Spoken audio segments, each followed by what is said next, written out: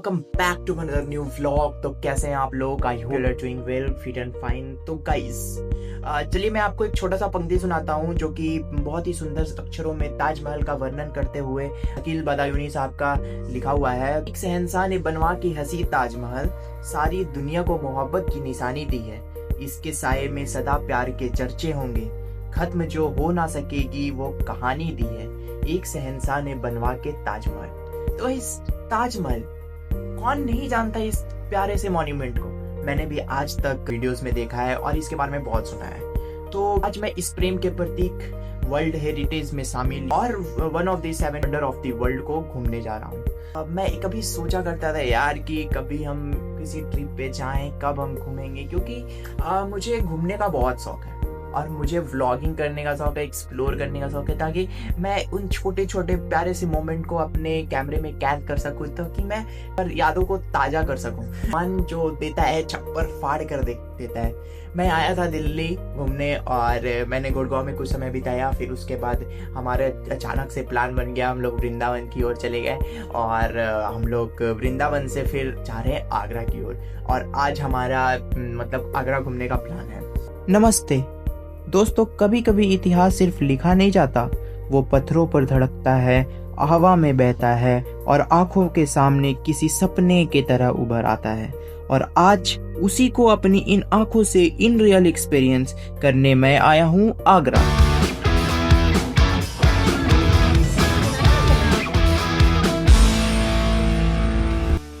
World heritage को घूमने का सिलसिला स्टार्ट हुआ ही था कि हमारा प्लान बन गया एक और वर्ल्ड हेरिटेज को घूमने के लिए, और वो है हमारा Taj Mahal, one of the 7 wonder में शामिल ताजमहल। तो आज हम लोग आ चुके हैं आगरा ताजमहल घूमने। We are on our way to reach Taj Mahal.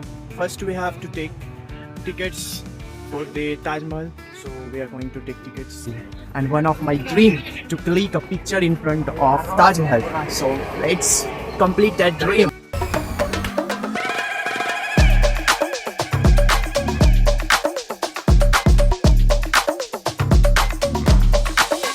Guys we are here at the ticket counter और हम लोगों ने यहाँ से टिकट कलेक्ट किया और टिकट कलेक्ट कर हम लोग चल दिए ताजमहल के अंदर।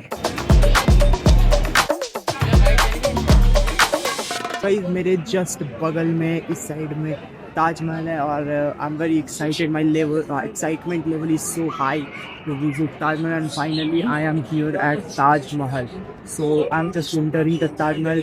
Let's go with me. Guys कहानी यहीं से शुरू नहीं होती, कहानी यहीं से दिखती है। ये जो दरवाज़ा है ना, ये सिर्फ गेट नहीं, ये मोहब्बत की सबसे खूबसूरत तस्वीर का वो पहला फ्रेम है। चलिए अंदर चलते हैं। देखिए संगमरमर का ये ताज, लाल पत्थर का ये दरवाजा और इनके बीच में सदियों से खड़ा शांत सा नजारा, जैसे ईश्वर ने खुद कैमरा सेट किया हो। मुझे लगता है शाहजहां को भी पता था कि ताज को देखने का ये पहला दृश्य लोगों के दिलों में हमेशा के लिए बस जाएगा। और आज सदियों बाद भी इस दरवाजे से ताज को पहली बार देखना ऐसा लगता है जैसे आंखों ने कोई दुआ पाली हो। चलिए अब इस फ्रेम से बाहर निकलकर इस खूबसूरती को पास से निहारते हैं। दोस्तों, कहानियों में आपने सुना होगा कि इश्क के लिए लोग आसमान दरिया लांघ जाते हैं, लेकिन आज मैं जिस जगह खड़ा हूँ, यह एक बादशाह ने मोहब्बत के लिए समय तक को रोक दिया।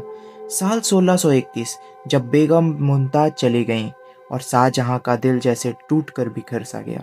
कहते हैं उसी टूटे दिल ने एक ऐसा ख्वाब देखा जिसे पूरा करने में 20,000 से ज़्यादा हाथ लगे। 22 बरस बीत गए, पहाड़ियों से लेकर नदियों तक संगमरमर ढोया गया।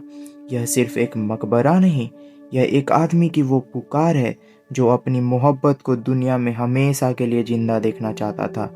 और आज सदियों बाद भी जब हवा इस संगमरमर से टकराती है, ऐसा लगता है ताजमहल अब भी वही कहानी दोहरा रहा हो, धीमे से, सुकून से, प्यार के सुर में। दोस्तों, ताजमहल के इस चमक के पीछे एक काली कहानी भी छिपी है। कहते हैं कि शाहजहां मुमताज के लिए सफ़ेद ताज बनाने के बाद अपने लिए यमुना के उस पार काले संगमरमर का काला ताजमहल बनवाना चाहते थे, लेकिन किस्मत को कुछ और मंजूर था। औरंगजेब ने शाहजहां को कैद कर लिया और काला ताजमहल सिर्फ अधूरा सपना ही बनकर रह गया। सच क्या था किसे पता, पर एक बात तय है, इश्क की ये कहानी अधूरी होते हुए भी दुनिया में सबसे ज़्यादा याद रखी जाती है।